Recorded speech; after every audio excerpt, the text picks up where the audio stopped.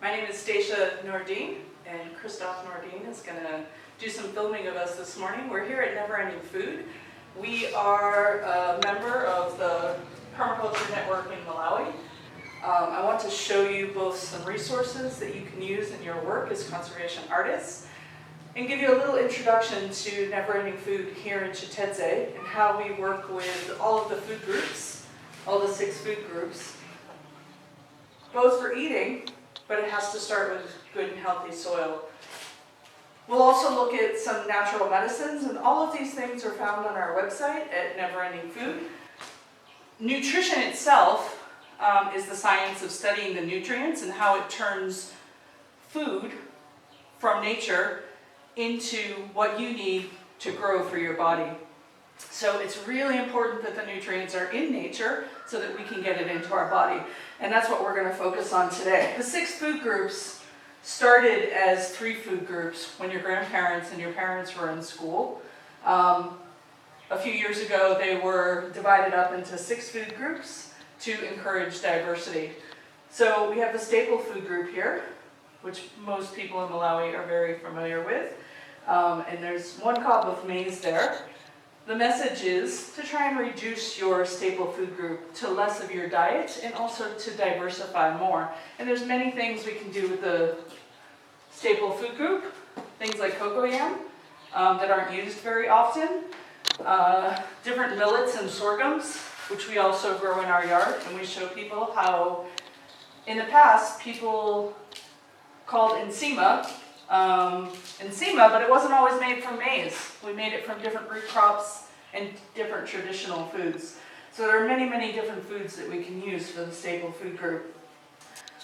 Protein foods are broken up into foods for animals and legumes, and there are many different mpalabungu, nkululu, kobwe, many different foods that we can use to have plenty of protein in our diet, and we'll show you as well when we get closer to the gardens that this protein is very important for the soil as well in the form of nitrogen.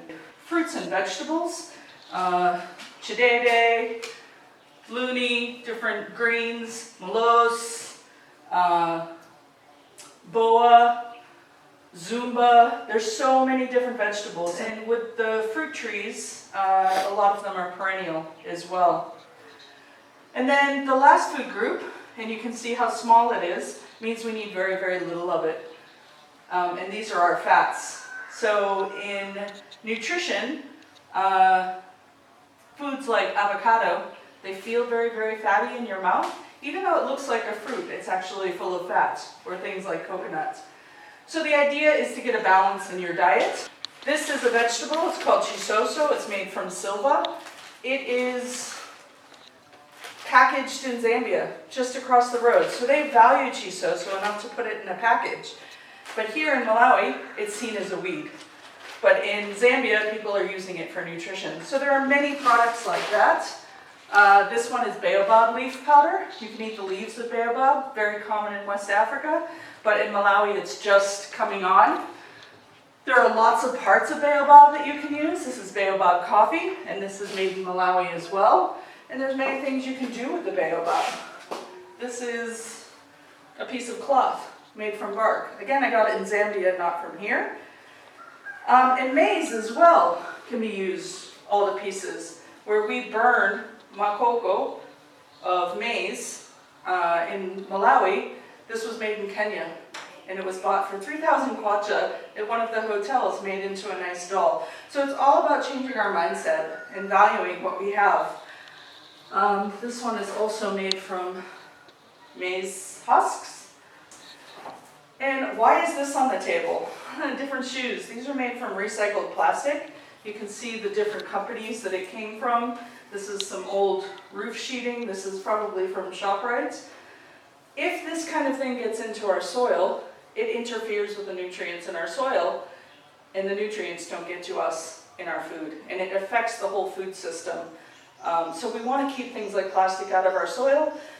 First of all, don't take a plastic bag. That's the best thing you can do. But for some reason, if you have to take plastic, make sure that it doesn't get into the soil, that we don't burn it, and we don't put it in the water. So let's go outside and look at some of these food groups in action. Okay, now we're to where the nutrients start. This is our toilet, and it's a composting toilet. So in permaculture, we waste nothing. Everything recycles back into nature. And this toilet looks like an ordinary toilet seat, but inside we have a bucket. And inside this bucket is a compost pile, but it's made with our own manure and urine. So after you use the toilet, you take a handful or a scoopful of mulch and soil mixed together, so it's kind of half composted compost, and you put it on top of what you just did, and you close. Toilet paper is fine in here. Anything that's natural will decompose into the nutrients we then need to grow our food. So when we're done, we have a hand washing station here, and you tip it down. Of course, I would come outside. Your soap is hanging here, and you tip it back up, and all the water goes back onto the plants again. So let's walk over and show you how we process this into nutrients for our soil. This is where we process our composting toilet into soil that's healthy for our gardens. So our soil needs 6 food groups, just like we need 6 food groups. We aim for that same circle that I showed you earlier. When we're done with that bucket, the bucket gets poured here. This is cover material again. You always want to cover your compost piles. So we use some of that to cover it. Now this one is actually a compost pile that was finished. And when it was finished, it was about this high, but with time, it starts going down. This is actually the one that we're using and building up right now. So we've had these 3 composting bins for 18 years, and we just keep using them over and over.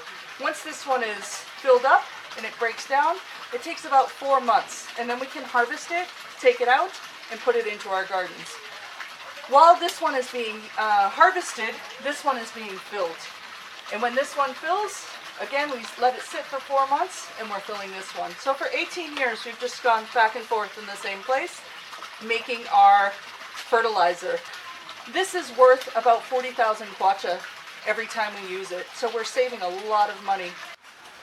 So in permaculture, we waste nothing. We showed you the composting toilet and how it goes into soil. We also don't waste our energy. We work in something that we call zones, and it starts with any point. This is right near our house and near our kitchen. And the things that we need close to our kitchen are right outside the door. So the toilet is close, the hand washing is close. Many of the different food groups that we use on a daily basis are very close. So there are some peppers, some herbs. What you like goes close. We have an example of a air potato going up, and that's an example of a staple. So this is what we call in permaculture is a supporter and a climber. And we try and put things together that make sense together to make the most of our space so that we get a lot more yields. There's also herbs in here. I showed you a herb poster on the other side. This is a ginger growing in the middle, and it has several functions. I can use the root as a vegetable. I can also use the tender young leaves, and it's also helping to protect this area from different insect attacks. You can see there's very, very few insect attacks. So it's a combination of different plants working well together, and we call that a guild. So in our churches, we often have guilds, and it's a group of people working together to help a certain cause. In permaculture, it's plants, it's supporters, it's people, it's animals working together to help produce fruits, vegetables, fuel, healthy soil, everything that we need for an active and healthy life. Okay, there's a couple of things that we do in this area. One is we're getting small plants ready for outplanting. Some plants need a little bit of tender loving care, just like babies are in a nursery. plant babies are in a nursery. So at this time of year, most things are outplanted, but we do have a few things along this water feature. Water features are extremely important in our environments. They help attract bees. We have some beehives on the other side that we won't show you today. Birds, insects, all of those things help to protect our plants and keep insects in a balance. We're always looking for balance in permaculture. Whether you're feeding your soil, whether you're feeding yourself, how you're growing things, you want to balance and diversity. So this water is harvested and held here. But on this side, we harvest from our roofs. So most people, when they're building a house, they'll build some sort of igalande, a drain, and push water away. Instead, we use that same cement and we build tanks to hold that water and to keep it. Here is just a little bit of an overflow in case we have a lot of rain, then the soil can soak it up. And here is a tree that's growing quite well. It's a tamarind tree. We can eat the leaves, we can eat the fruit, and it's benefiting from the overflow of the water that comes from here. We wrote a manual together with the World Food Program called the Sustainable Nutrition Manual, and within that manual you will be able to read everything about what we're showing you. You don't have to build a tank, but most people who build a house do use their cement to build drains, and they end up pushing the water away from their house. We use those resources in a better way to capture that water. So when we started at Never Ending Food, it looked like this. A typical swept bare home. You can see the roof here. It's the same roof there. We've made a few changes. And all of this we've established with the principles that I talked about. We covered the soil, we harvested the water, we put in diversity, we looked at zones, and we looked at guilds.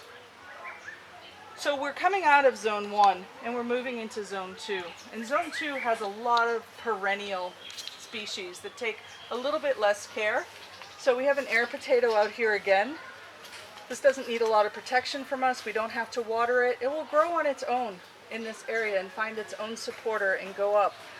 We use the same principles, so you'll find flowers and you'll find smelly things. There's some legumes also as well that are feeding the soil, and we're always covering every layer. So anyone can do permaculture anywhere in whatever style they would like, following those principles. It didn't take us long to change our land from swept and bare to gardens. We have pictures of different stages. You're also welcome to come and visit us at Never Ending Food to come and see for yourself.